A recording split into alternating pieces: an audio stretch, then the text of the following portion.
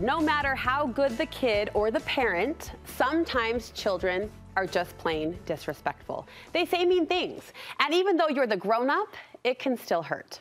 Well, my next guest hopes you won't take your child's behavior too personally, and she has some solid marching orders for what to say and what to do in those more heated moments. That's putting it politely. Studio 5 parenting contributor Heather Johnson joins me. Great to see you. Too. So I asked you during the commercial break, why this topic, why now? And I'm pinning you down because I thought your two reasons were very persuasive. Reason number one is this happens all the time. Kids are rude. They are. This is happening. It's happening more often, and it's also happening younger. We used to feel like this is something we heard from like a teenager who's 16 or 17 and wants to go out on a Friday, and we're saying no, and it's kind of in that space. Yeah.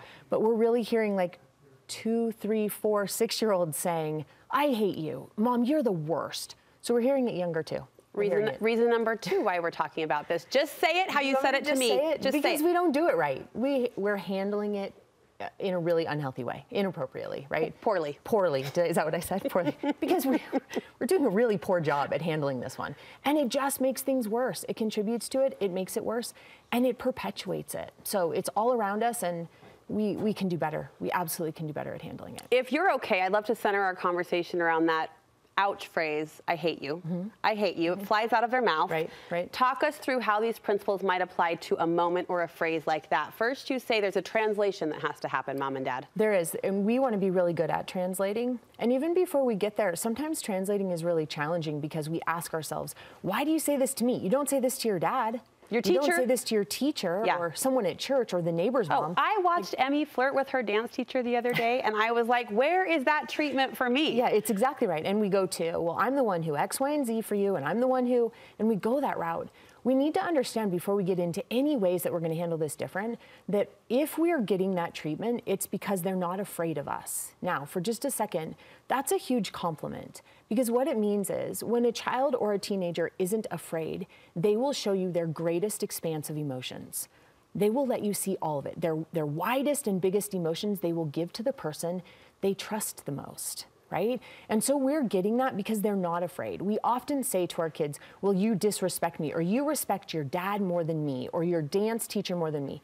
No, they're actually more afraid of those people, most likely. Not respect. It's not a respect space. It's, I'm actually afraid. If I show them how mad I am and how I feel, this is what I'm going to get. Okay, that's huge. But if I show you that, you're going to go ahead and sit still with me, is what their hope is. They trust. Now, the cool thing about that too, because it is so huge, is if we're the one they're not afraid of, then we can have the greatest impact, the greatest positive impact. So instead of seeing this as a space where they're disrespecting us, we really want to take a step back and go, wait a second, this is an opportunity for me to have a really beautiful impact, and they trust that they can show me all of their emotions. I love that. I love that. It changes everything. So then, once that's in place, we go, okay. And as your brain takes me down that path, not just do they feel safe with me, but they know I will love them anyway, which isn't just an abuse victim talking. Right. That's a trust and a safety and a relationship that is so important. That we say we want more than anything until we get in that situation and they say, I hate you, and then we're like, never mind.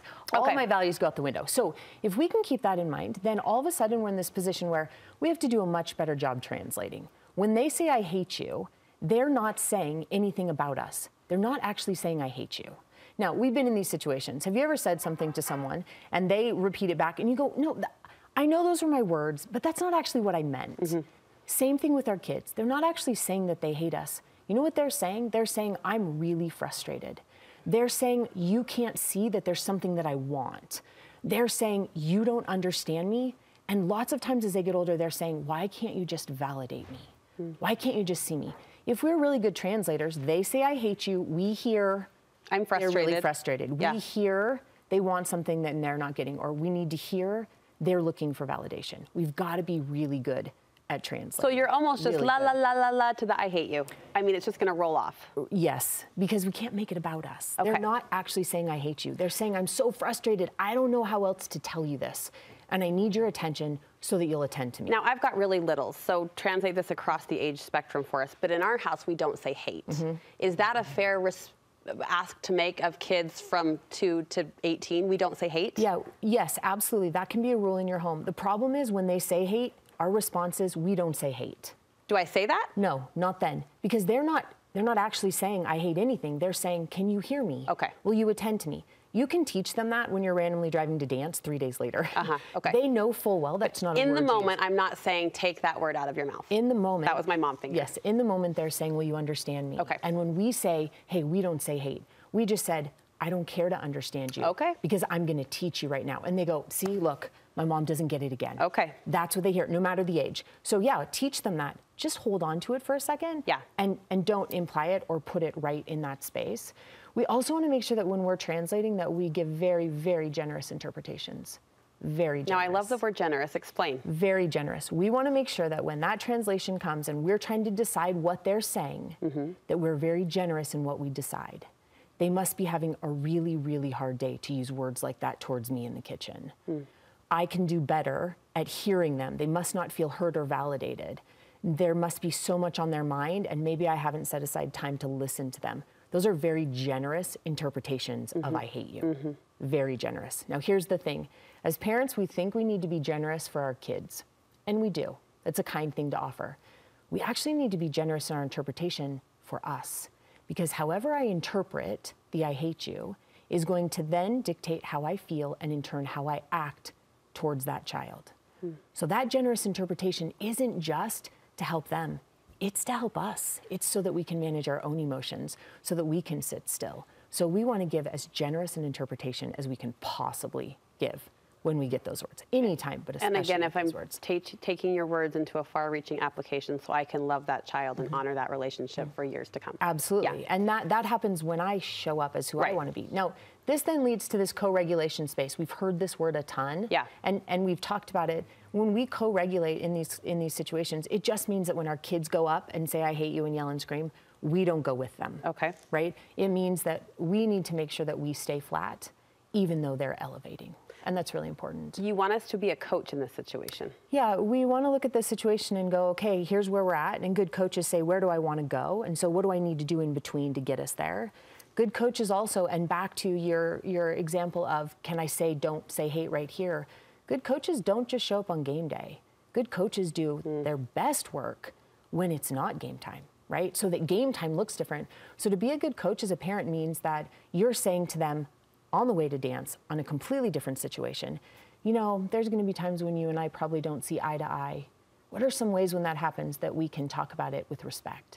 When no emotions are heated. That's what a good coach does. And we want to be a really good coach. So in those moments, let's go teenage years, of totally outward disrespect, right? And fireballs are coming out of their mouth and their eyes, every being of their person. Do I discipline or punish as a result of that behavior? Like when they are, no. No. No? I know. Are we sure? We think that if we don't punish them right then and there, that we're perpetuating the behavior. Maybe not right then and there, but like, does that reaction or that demonstration deserve something even later? No. I'm going to give you the no right now. The no. I'm not surprised. Then, not later. Okay. Do not power struggle. You power struggling means that you're worried about you instead of them, because we either get defensive and try to defend why we're a good enough mom, right? Or we've shut our ears off to understanding them. Either way, it's going to create a power struggle. Everyone loses in a power struggle. There are no winners in a power struggle. The other piece of this is the punishment piece. It doesn't actually do what we think it does. It tells and sends this message to our kids that their emotions are too big for us to handle. When we send them away and say, go to your room, we're saying to them, I don't actually care if you're frustrated or hurting. I don't care to deal with that or listen to it right now. Or you're too much for me. That doesn't benefit any relationship. So we let them melt and fritz, and then we try to teach later. We're going to work with them in that moment, and we're going to make sure that we offer up a thing that helps bring emotions down. Okay. And we're going to work to understand them. Okay. Right? This is a place, too, where we have to decide how we're going to show up. If I were to say to you, hey, how about letting your 5-year-old's dysregulated emotions govern the mom you are? You'd look at me and go, well, that's nonsense, Heather. I wouldn't handle things that way. But when we get dysregulated ourselves, that's exactly what we do. When we look back at a child after an I hate you and say, well, I hate you too. Well, we've just let a 5-year-old or a 15-year-old's dysregulated emotions decide the type of mom I'm going to show up as. We don't want to do that. So we want to decide who we want to be as that mother and what we want to live and the values we care about, and offer those regardless of how they show up. If I am staying in complete control, as we've described, and I am all but flat-faced. It's not about you. Right? are they ever going to learn that those actions are not appropriate? Are they, if I'm not giving them some reaction, because they're going to get a reaction in real life. So if their parent isn't giving them some reaction, are they ever really going to learn? Absolutely. First, they already know that what they said isn't cool. They know that. They know that giving you an "I hate you" isn't great, or "you're the worst mom." They know those things. In those moments, understanding is what opens their hearts and minds to learning. So if we genuinely want them to learn, we do that by understanding them. When we shut off that understanding, they shut off their minds and their hearts to learn anything. So our very best shot at being able to teach them comes from understanding them. And I know it's really hard to trust, right? You can feel that pull where it's like, I don't believe that. I don't think. No, I always believe you. I just want them to. I think there's this sentiment out there that we're raising soft kids. Well, and we all feel that. We feel that. Yeah. You know, I think a biggest fear for parents is not to have a child who's entitled. That genuinely is a huge fear we all have.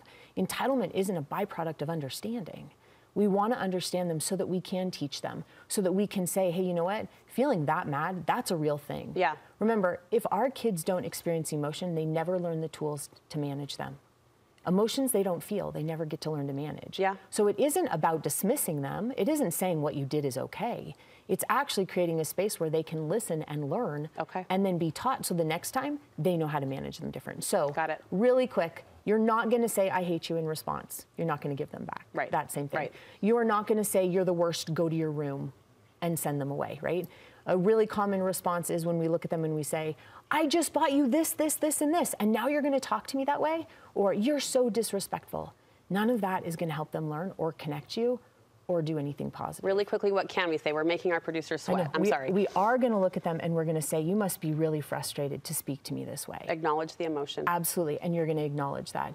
You can look at them and you can acknowledge that emotion. You can look at them and you can say, anything you say to me, there's not anything you can say that's going to make me love you less.